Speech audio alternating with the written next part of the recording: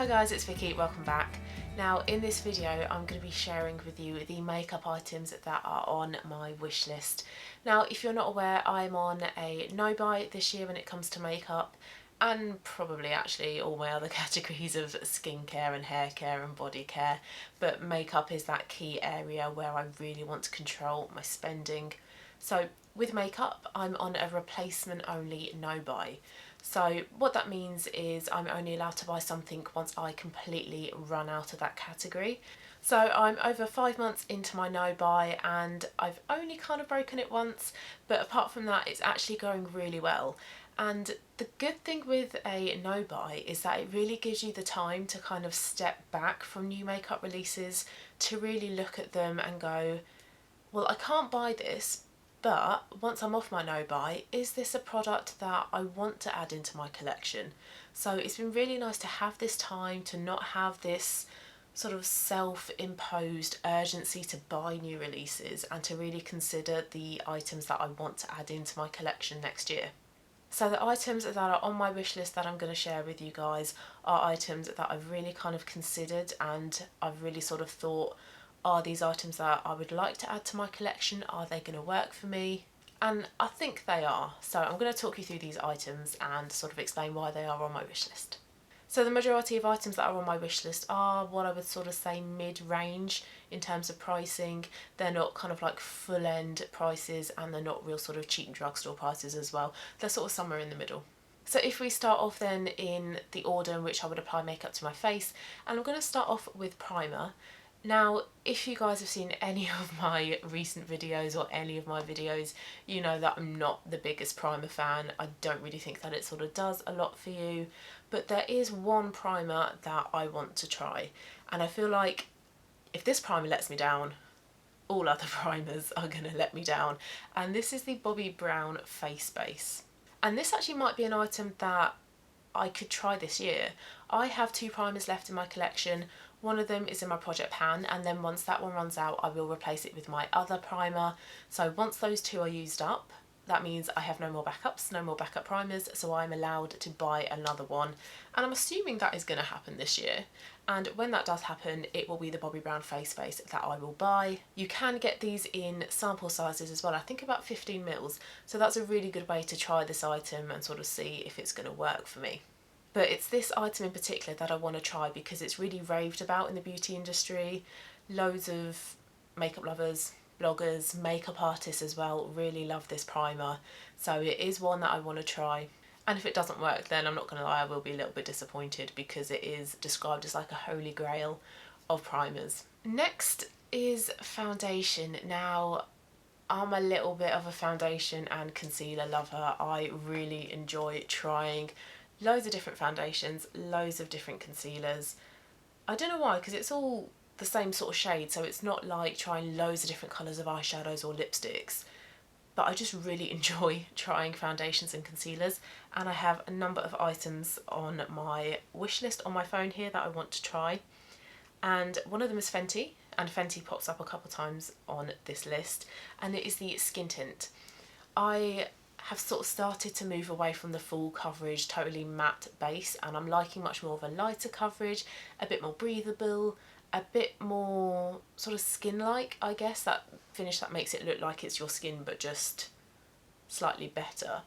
And I really want to try the Skin Tint, so that is on my list, as is the Chanel Vitalumiere Aqua that Fleur de Force loves.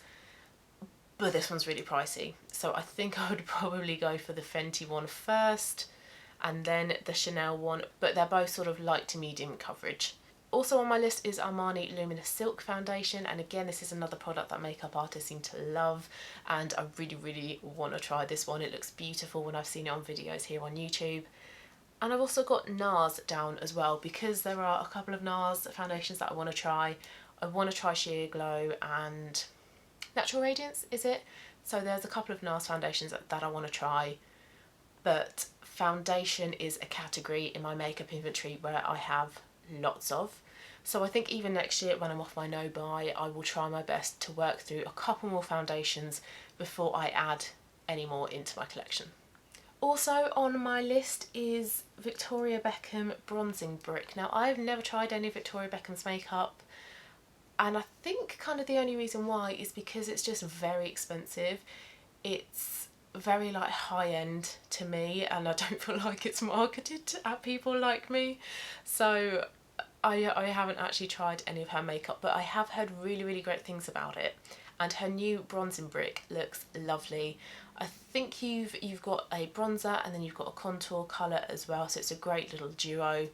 I think it is still expensive though, it's Victoria Beckham, but this is also on my wish list. But I don't know how quickly I would get round to actually buying this as well. I've got a couple of bronzers that I'm going to work through first. This is a recent addition to my wish list though, so I'm not really too sure if this is going to be one of the first purchases off my wish list, or if in fact this might end up coming off my wish list. But this is a great thing when you're on a no buy. If I wasn't on a no buy, I might be really tempted to buy this bronzing brick duo, but because I am on a no buy, I do have that time to sort of consider it, so ask me again next year. Alright, and then onto a brand that I have not tried any makeup from, but it's a brand that really just kind of resonates with me. It's a brand that I look at and I'm like, yeah, you're my type of makeup. And this is Vieve, and I want to try one of Vieve's blushes, and I want to try one in the shade Pesca, which is a light peach. It's their most popular blusher shade, and it just looks really lovely. And I've heard great things about that one as well, so that is also on my list, as are the Fenty cream blushers. Fenty and Vieve show up quite a bit on this list, Vieve in particular. But yeah, I want to try some of the Fenty cream blushers. I have been shade matched to 2 of them, and I'm a sucker for shade matching and stuff like that. If a brand tells me all my different shades and all the different makeup they do, I'm a bit like, oh, okay, I'm going to try that one because you've matched it to me, so it must be one that's going to suit me. And I'm just really sort of getting into cream products, cream blushes, cream bronzers. I think they look so much more flattering than powder sometimes, a lot easier to blend. And Fenty is just a brand that I want to try more makeup from, so the cream blushes are on my wish list. Back to Vieve, and Vieve is going to feature a few more times, and it is Vieve's latest product, which is their Skin Dew, and it is their Skin Illuminator. I think it's, you could call it a highlighter, but it's not your typical highlighter in where it's really sort of shimmery and glittery and sparkly. This is much more of, like a name suggests, a skin dew. It's an illuminating, dewy, luminous product. This is a liquid, and I have only ever tried one liquid highlighter, which is my number 7 highlighting drops, but I really love that it's much more subtle than a highlighting powder. It gives you a really nice iridescence. You can mix it in with your foundation as well. So that is a product that is on my wish list, and funnily enough, when I wrote this wish list a couple months ago, the Ofra and Steph Tom's highlighter was on my list, but it's now no longer on my list because I've spent some time to really sort of think whether another powder highlighter is something I want to add to my collection, and it's not. So that is now off my list, and the Vieve one is on my list. Couple more Vieve products. We're moving into eyes now, and I really want to try the Vieve eyeshadow palette, the Vieve Essentials eyeshadow palette. I think Vieve was launched in October, I'm pretty sure it was autumn last year, and that was one of the first products that they released, and ever since then it's been on my list. So we're talking, what, 6-7 months now? So I think because that item has been on my wish list for such a long time now, I think that really goes to show that it is a product that has a place in my collection. Now, I suppose you could argue actually that I could dupe a lot of the shades in there, but I just love having a warm, neutral eyeshadow palette in my collection that I can grab every day, do a nice basic neutral warm eyeshadow look, and I'm done. And this eyeshadow palette, it just calls to me, it speaks to me. That is my kind of eyeshadow palette. I love the look of it. The pans are huge as well. So although I think it is around about £46, £46, I think you are kind of getting your money's worth out of it. And also on my list are the eye ones. Now this one surprised me. When I saw that Vieve were releasing eye ones, I immediately went, no, don't want it, not interested in this one. And that's because I'm not an eyeshadow stick person, but I have seen so many videos of people using these eyeshadow sticks. They look so easy to blend, They look like they can be a standalone look, or you can pair them with eyeshadows as well. They just look really lovely, and I don't know how it's happened, but I've just been so tempted by them. And that's really weird because, like I say, I started off as an initial, nah, no way, this isn't for me, and it's now on my wish list. There's only one mascara on my wish list, and that is the Urban Decay Lash Freak mascara. So once I've used up the mascaras that are in my collection, it's highly likely that I will try this one. I think Sarah Rose and Kelly Gooch really like this mascara. But in general, mascara isn't really a product that I get really excited about. I'm not sure whether it's because I'm quite strict with mascaras, and after 3 months they're out of my collection. So because it's not a product that's going to be hanging around for ages in my collection, I'm not really that excited and that drawn in by mascara advertising. And next we're moving on to lip products, and again Vieve is in this wish list, and I really want to try Vieve Lipliners and lipsticks. I haven't yet figured out which shades I would go for, but I'm not going to be adding to my lipstick or lip liner collection this year, so I don't need to worry about that. But these are my kind of shades. These are all neutrals, so neutral browns, oranges, peachy sort of shades of them as well. And I love a nude lipstick. It is my favourite colour of lipstick to wear, and I just really like having that trusty nude lipstick that you know is going to work with any makeup look. So another Vieve product that I want to try.